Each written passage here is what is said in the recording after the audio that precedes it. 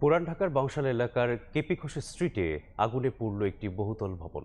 Fire সার্ভিসের 4টি ইউনিটের চেষ্টায় আগুন নিয়ন্ত্রণে এসেছে। এই মুহূর্তে আছেন রিপোর্টার মানিক মোহাম্মদ ওমর, সরাসরি যুক্ত হব তার সাথে। ওমর। পুরান ঢাকার বংশালের একটি বহুতল ভবনে অগ্নিকাণ্ডের ঘটনা ঘটেছে। রাত 2:45টার দিকে এই অগ্নিকাণ্ডের ঘটনা ঘটে। আমার ঠিক পেছনের ভবনটিতেই অগ্নিকাণ্ডের এই ঘটনাটি ঘটেছিল।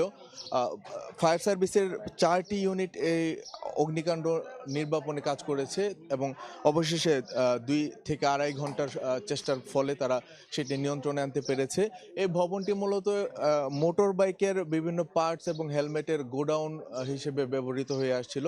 তার আশপাশে বিভিন্ন আবাসিক ভবন থাকলেও এই আগুনটি শুধুমাত্র এই হেলমেট যে গোডাউন, এই গোডাউনের মধ্যে সীমাবদ্ধ ছিল এবং সে কারণে হতাহতের তেমন কোনো ঘটনা ঘটেনি।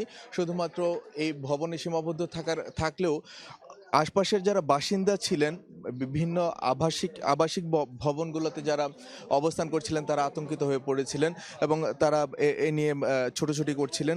এই জায়গাটি যেহেতু একটি সরু গলির মধ্যে অবস্থিত, সে কারণে সেই চাপটি আরও বেশি পড়েছিল এবং ফায়ার সার্ভিস আসতে একটু দেরি করেছে।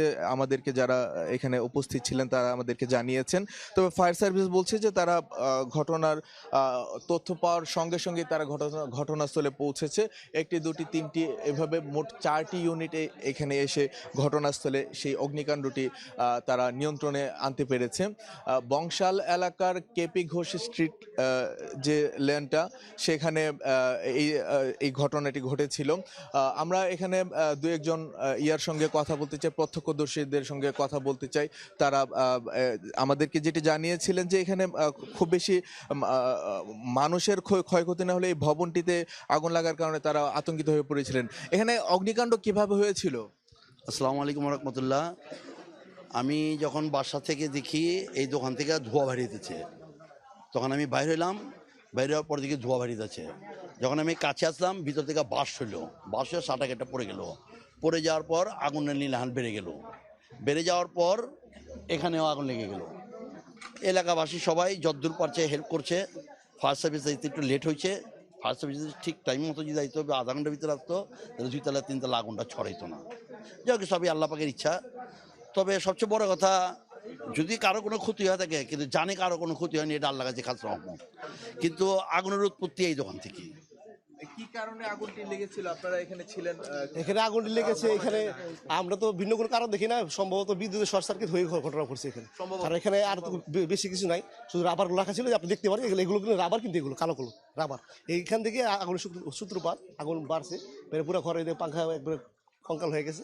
এইখান থেকে আগুন দোতলায় ছড়ছে, দোতলা থেকে পরে 3 তলা এইভাবে ছড়াইছে, পরে সামনে বিল্ডিং ছড়াইছে। এই এতটুকু।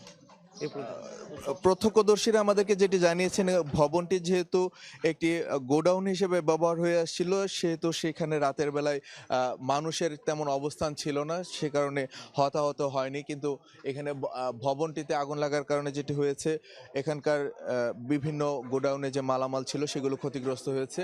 আগুন পাশের ভবনে প্রায় ছড়িয়ে পড়ছিল। ফায়ার সার্ভিস এসে সেটি নিয়ন্ত্রণে এনেছে। তবে প্রত্যক্ষদর্শীরা আমাদেরকে যেটি জানিয়েছিল যে এখানে পাশাপাশি যেহেতু আবাসিক ভবন রয়েছে, সেখানে মানুষরা বসবাস করেন, স্থানীয় বাসিন্দারা, সে কারণে একটি আতঙ্ক ছড়িয়ে পড়েছিল। তারা অভিযোগ করে আসছিলেন যে ফায়ার সার্ভিস একটু লেট করে এসেছে, আধা ঘন্টার মতো। 2:45টার দিকে আগুনটি লাগলেও ফায়ার সার্ভিস আসতে আরও আধা ঘন্টার মতো লেট করেছে। তবে ফায়ার সার্ভিসের সঙ্গে আমরা কথা বলেছি, তারা আমাদেরকে জানিয়েছে তারা ঘটনার খবর পাওয়ার সঙ্গে সঙ্গে এই ঘটনাস্থলে পৌঁছেছেন এবং তারা মোট 4টি ইউনিট, সিদ্দিক বাজারের ইউনিট থেকে এখানে তারা করতে পেরেছে, নিয়ন্ত্রণে নিয়ে আসতে পেরেছে। এইখানে যে ঘটনাটি ঘটেছে, তারা আমাদেরকে প্রত্যক্ষদর্শীরা জানিয়েছেন যে এই ভবনটি দীর্ঘদিন ধরে এখানে মোটরসাইকেলের পার্টসের গোডাউন হিসেবে ব্যবহৃত হয়েছিল। মূলত হেলমেট এখানে যে ব্যবহার করা হয়, হেলমেটের গোডাউন হিসেবে এটি ব্যবহার করা হয়ে আসছিল। সেই কারণে যেটি হয়েছে যে এখানে থেমে থেমে আগুন জ্বলে উঠছিল এবং সে কারণে ফায়ার সার্ভিসের লোকজন দীর্ঘ সময় পর্যন্ত সেখানে অবস্থান করেছিলেন। অগ্নি নির্বাপন করার পরও তারা বেশ কিছু সময় এখানে অবস্থান করেছিলেন। ভবনটি মোট 5 তলা বিশিষ্ট একটি ভবন।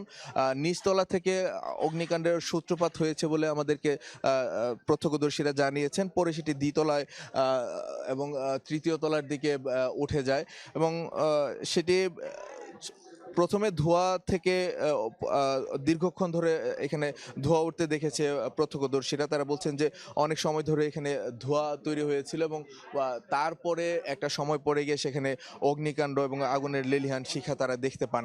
তবে প্রত্যক্ষদর্শীরা আমাদেরকে এটিও জানিয়েছেন যে এখানে যে ঘটনাটি ঘটেছে সেটি আসলে একটি আতঙ্ক তৈরি করেছে তা সবার মধ্যে, এবং সে আতঙ্কিত হয়ে যাওয়ার পরে তারা নানান দিকে ছোটাছুটি করছিলেন। তবে ফায়ার সার্ভিস এসে যথাসময়ে এটি নির্বাপন করতে পেরেছে বলেই আসলে এইখানে বড় ধরনের কোনো হতাহতের ঘটনা ঘটেনি।